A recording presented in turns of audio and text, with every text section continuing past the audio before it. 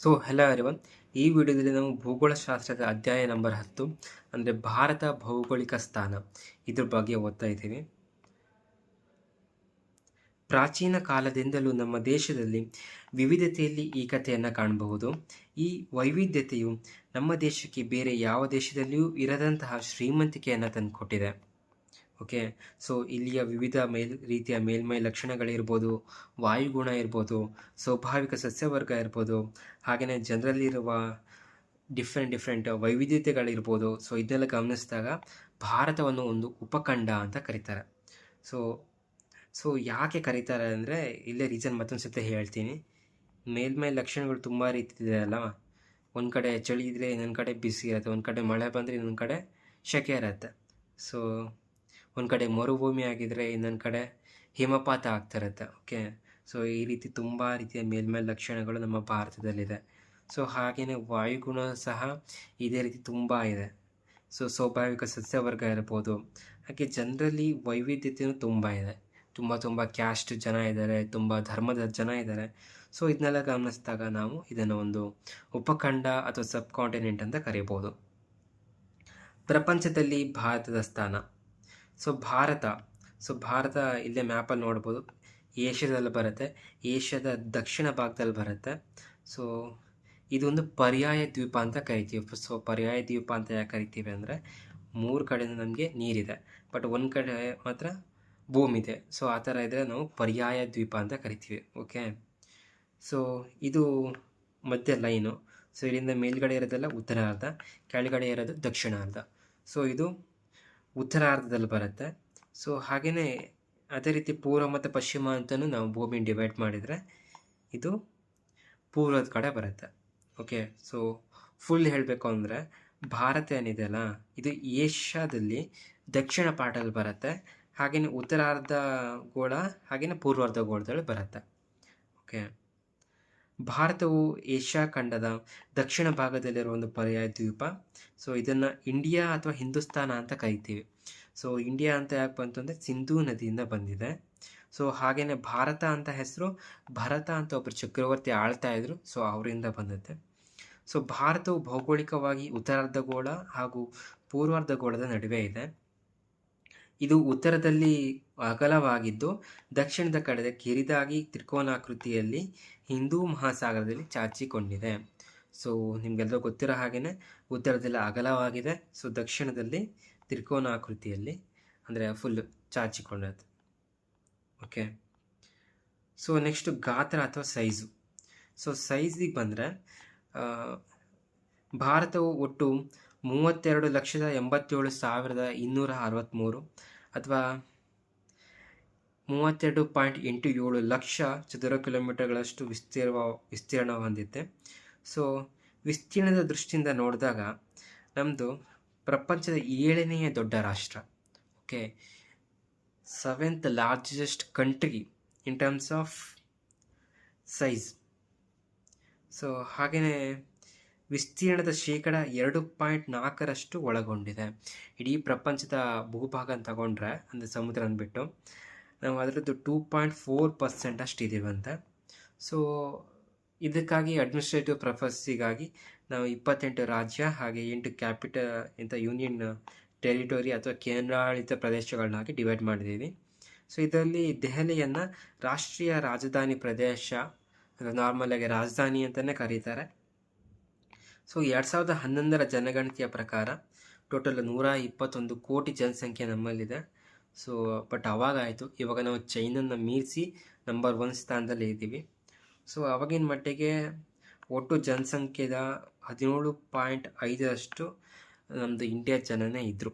Okay, so ಇಲ್ಲಿ ನೋಡಿ 17.5% ಜನಸಂಖ್ಯೆ ಇದೆ, ಬಟ್ ಜಾಗ ಮಾತ್ರ ಬರೀ 2.4%.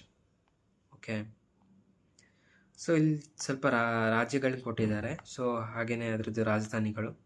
ಸೊ ಇಲ್ಲಿ ಏನು ಸ್ಪೆಷಾಲಿಟಿ ಅಂದರೆ ಈ ರಾಜ್ಯಗಳಲ್ಲಿ ಚಳಿಗಾಲದಲ್ಲಿ ಅಲ್ಲಿ ಅಧಿವೇಶನನ ಮಾಡೋಕ್ಕಾಗಲ್ಲ.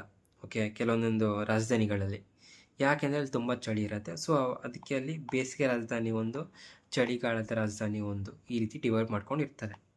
ಓಕೆ,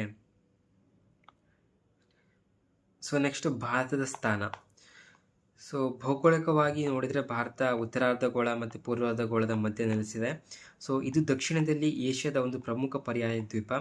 ಸೊ ದಕ್ಷಿಣ ಏಷ್ಯಾ ಅಂತ ಏನು ಬರುತ್ತಲ್ಲ, ಸೌತ್ ಈಸ್ಟ್ ಏಷ್ಯಾ, ಸೊ ಅದರಲ್ಲಿ ನಮ್ಮದು one of the most important country in the world. Okay, so ಭಾರತದ ಪ್ರಧಾನ ಭೂಭಾಗವು 8 ಡಿಗ್ರಿ 4 ಮಿನಿಟ್ರಿಂದ 37 ಡಿಗ್ರಿ 6 ಮಿನಿಟ್ ಉತ್ತರ ಅಕ್ಷಾಂಶ. ಓಕೆ, ಉತ್ತರ ಅಕ್ಷಾಂಶ ತಗೊಂಡ್ರೆ ಇದು 8 ಡಿಗ್ರಿ 4 ಮಿನಿಟ್ರಿಂದ 37 ಡಿಗ್ರಿ 6 ಮಿನಿಟ್. ಓಕೆ, ಇದು ನೆನ್ಪಿಟ್ಕೊಳ್ಳಿ. ಬಟ್ ಇದು ಬರೀ ಪ್ರಧಾನ ಭೂಭಾಗ ಅಷ್ಟೇ ಹೇಳ್ತಿರೋದು ಇಲ್ಲಿ. Total lowest point of India ಅಂತ ಹೇಳ್ತಿಲ್ಲ, ಮೇಲ್ಭಾಗ ಅಂದರೆ ಪ್ರಧಾನ ಭೂಭಾಗ ಏನಿದೆ ಅದರಷ್ಟೇ ಹೇಳ್ತಿದ್ದಾರೆ. ಓಕೆ, ಸೊ ಹಾಗೆಯೇ ರೇಖಾಂಶದ ಕಡೆ ಬಂದರೆ 68 ಡಿಗ್ರಿ 7 ಮಿನಿಟ್ರಿಂದ 97 ಡಿಗ್ರಿ 25 ಮಿನಿಟ್ ರೇಖಾಂಶನ ಹೊಂದುತ್ತೆ. ಸೊ ಉತ್ತರದ ಲಡಾಖ್ನಿಂದ ದಕ್ಷಿಣದ ಕನ್ಯಾಕುಮಾರಿಯವರೆಗೆ ಒಟ್ಟು 3214 ಕಿಲೋಮೀಟರ್ ಉದ್ದವಾಗಿದೆ. ಸೊ ಉದ್ದ ಗೊತ್ತಾಯಿತು. ಸೊ ಅಗಲ ಎಷ್ಟು ಅಂದರೆ 2933 kilometre. Okay, so next Andaman ಮತ್ತು ನಿಕೋಬಾರ್ ದ್ವೀಪಗಳು ಇನ್ನೂ ದಕ್ಷಿಣಕ್ಕೆ ವಿಸ್ತರಿಸಿವೆ. ಇಲ್ಲಿ ಕನ್ಯಾಕುಮಾರಿ ತನಕ ಅಷ್ಟೇ ಹೇಳಿರೋದು, ಬಟ್ ನಮ್ದು ಇನ್ನು ಅಂಡಮಾನ್ ನಿಕೋಬಾರ್ ಇದೆ. ಹಾಗೆಯೇ ಅದರಲ್ಲೇ ಒಂದು ಇಂದಿರಾ ಪಾಯಿಂಟ್ ಅಂತ ಇರುತ್ತೆ. ಸೊ ಅಲ್ಲಿ ತನಕ ನಮ್ಮದು ಭಾರತ ಎಕ್ಸ್ಟೆಂಡ್ ಆಗಿದೆ. ಸೊ ಇಂದಿರಾ ಪಾಯಿಂಟ್ ಅಕ್ಷಾಂಶದಲ್ಲಿ ಯಾವ ಪಾಯಿಂಟಲ್ಲಿ ಬರುತ್ತೆ ಅಂತ ನೀವೇನಾದ್ರು ಕೇಳಿದರೆ 6 ಡಿಗ್ರಿ 45 ಮಿನಿಟ್ ಉತ್ತರ ಅಕ್ಷಾಂಶದಲ್ಲಿದೆ. Okay, Indira point. ಸೊ ಇದು ಭಾರತದ ಅತ್ಯಂತ ದಕ್ಷಿಣ ತುದಿ. ಹಾಗೆಯೇ ನಿಮ್ಗೊಂದು ಡೌಟ್ ಬರ್ಬೋದು, ಉತ್ತರ ತುದಿ ಯಾವುದು? ಸೊ ಉತ್ತರ ತುದಿ ಇಂದಿರಾ ಕೋಲ್. ಓಕೆ, ಭಾರತದ ಮಧ್ಯಭಾಗದಲ್ಲಿ ಅಂದರೆ ಪೂರ್ವ ಪಶ್ಚಿಮವಾಗಿ ಕರ್ಕಾಟಕ ಸಂಕ್ರಾಂತಿ ವೃತ್ತ ಅಂದರೆ 23 ಡಿಗ್ರಿ 30 ಮಿನಿಟ್ ಏನಿದೆ, ಸೊ ಇದು ಪಾಸಾಗಿ ಹೋಗುತ್ತೆ. ಸೊ ಇದು ಒನ್ ಆಫ್ ದ ಮೇನ್ ಅಕ್ಷಾಂಶ. ಸೊ ಹಾಗೆ ರೇಖಾಂಶ ಬಂದರೆ 82 ಡಿಗ್ರಿ 30 ಮಿನಿಟ್. ಸೊ ಅದರಲ್ಲಿ ಒಂದು ರೇಖಾಂಶ ಪಾಸ್ ಆಗುತ್ತೆ. ಸೊ ಇದ್ರ ಮೇಲೆ ಇಂಡಿಯನ್ ಸ್ಟ್ಯಾಂಡರ್ಡ್ ಟೈಮ್ ಸೆಟ್ ಆಗಿರೋದು. ಓಕೆ, ಸೊ ಇಲ್ಲಿ ನೋಡ್ಬೋದು 23 ಡಿಗ್ರಿ 30 ಮಿನಿಟಿಂದು ಕರ್ಕಾಟಕ ಸಂಕ್ರಾಂತಿ ವೃತ್ತ. ಓಕೆ, ಸೊ ಹಾಗೆಯೇ ಇಂಡಿಯನ್ ಸ್ಟ್ಯಾಂಡರ್ಡ್ ಟೈಮ್ ಬೇಸ್ ಆಗಿರೋ 82 ಡಿಗ್ರಿ 30 ಮಿನಿಟ್ ರೇಖಾಂಶ ಎರಡೂ ಇದೆ. ಓಕೆ, ಸೊ ನೆಕ್ಸ್ಟು ಭಾರತದ ಭೂ ಮತ್ತು ಜಲಗಡಿಗಳೇನಿದೆ ಅದ್ರ ಬಗ್ಗೆ ನೋಡೋಣ. ಸೊ ಭಾರತವು ಒಂದು ಪರ್ಯಾಯ ದ್ವೀಪವಾಗಿದೆ. ಸೊ ಇದು ಭೂ ಮತ್ತು ಜಲಗಡಿ ಎರಡನ್ನೂ ಸಹ ಹೊಂದಿದೆ. ಸೊ ಭಾರತವು ಒಟ್ಟು 15,200 ಕಿಲೋಮೀಟರ್ಗಳಷ್ಟು ಭೂಗಡಿಗಳನ್ನು ಹೊಂದಿದೆ. ಹಾಗೂ ಭಾರತದ ಮುಖ್ಯ ಭೂಭಾಗವು ಸುಮಾರು 6,100 ಕಿಲೋಮೀಟರ್ ಕರಾವಳಿ ತೀರವನ್ನು ಹೊಂದಿದೆ. ಓಕೆ, ಸೊ ಇದು ಮತ್ತೊಂದು ಹೇಳ್ತಾ ಇದ್ದೀನಿ, ಮುಖ್ಯ ಭೂಭಾಗ ಏನಿದೆ ಅದ್ರ ಕರಾವಳಿ ಇರೋದು 6,100 ಕಿಲೋಮೀಟ್ರು. ಬಟ್ ಈ ದ್ವೀಪಗಳನ್ನ ಎಲ್ಲದನ್ನೂ ಸೇರಿಕೊಂಡ್ರೆ ಟೋಟಲ್ಲು 7,516.60 ಕಿಲೋಮೀಟರ್ಗಳಷ್ಟೈತೆ. ಓಕೆ, ಭಾರತವು 7 ರಾಷ್ಟ್ರಗಳೊಡನೆ ಭೂಗಡಿಯನ್ನು ಹೊಂದ್ಕೊಂಡಿದೆ. ಸೊ ಅದು ಯಾವ್ದು ಅಂತ ನಿಮ್ಗೆ ಗೊತ್ತಿದೆ. ಸೊ ಇನ್ನೊಂದ್ಸತಿ ಹೇಳಬೇಕು ಅಂದರೆ ವಾಯುವ್ಯದಲ್ಲಿ ನನಗೆ ಪಾಕಿಸ್ತಾನ ಇರ್ಬೋದು, ಅಫ್ಘಾನಿಸ್ತಾನ ಇರ್ಬೋದು, ಎರಡು ಸಿಗತ್ತೆ. ಸೊ ಹಾಗೆಯೇ ಉತ್ತರದಲ್ಲಿ ಚೀನಾ, ನೇಪಾಳ, ಭೂತಾನ್ ಸಿಗತ್ತೆ. ಸೊ ಹಾಗೆಯೇ ಪೂರ್ವದಲ್ಲಿ ಮಯನ್ಮಾರು, ಸೊ ಹಾಗೂ ಬಾಂಗ್ಲಾದೇಶ ಅಷ್ಟೇ ಪೂರ್ವದಲ್ಲೇ ಸಿಗತ್ತೆ. ಓಕೆ, ಸೊ ಇದಲ್ಲದೆ ದೇಶದ ದಕ್ಷಿಣದಲ್ಲಿರುವ ಶ್ರೀಲಂಕಾ ಹಾಗೂ ನೈಋತ್ಯದಲ್ಲಿರುವ ಮಾಲ್ಡೀವ್ಸ್, ಸೊ ಇವೆರಡು ಜಲಗಡಿಗಳನ್ನು ಭಾರತ ಜೊತೆ ಹೊಂದಿದೆ. ಸೊ ಇಲ್ಲಿಗೆ ಈ ವಿಡಿಯೋ ಮುಗೀತು. ಸೊ ನೆಕ್ಸ್ಟ್ ವಿಡಿಯೋದಲ್ಲಿ ಪ್ರಾಕೃತಿಕ ವಿಭಾಗಗಳ ಬಗ್ಗೆ ಓದೋಣ.